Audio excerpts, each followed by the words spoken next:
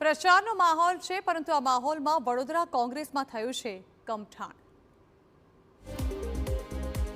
વડોદરા કોંગ્રેસમાં આંતરિક જૂથવાદ ચરમસીમાએ પહોંચ્યો છે। અપક્ષ ઉમેદવારમાં ટેકેદારને સ્ટેજ પર સ્થાન આપતા વિવાદ સર્જાયો। શહેર મહામંત્રીને સભામાં સ્ટેજ પર જ સ્થાન ન આપ્યું હોવાનો દાવો કરાઈ રહ્યો છે। કોંગ્રેસ મહામંત્રી વિજય જાધવે પ્રભારીને ફોન કરીને આ મામલે ફરિયાદ પણ કરી।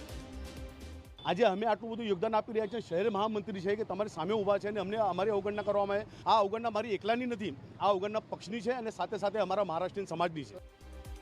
આ વિવાદ મામલે કોંગ્રેસના પ્રભારી મહામંત્રી પર લાલઘૂમ થયા। આ એની છોકરમત છે, આવું કોઈ દિવસ ના થાય। જો પોતાની જાતને જવાબદાર મહામંત્રી માનતા હોય તો આવું વિડીયો વાયરલ કોઈની બી સાથે હવે એની સાથે કોઈ ફોન પર વાત નહીં કરે। તો બીજી તરફ કોંગ્રેસ નેતા નરેન્દ્ર રાવતે જાણે કે મુદ્દો જ ન હોય તેવી રીતે વાત કરી।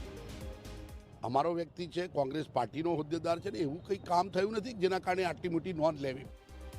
પ્રચારના માહોલમાં વિવાદ કોંગ્રેસ માટે પડકાર બને તો નવાઈ નહીં।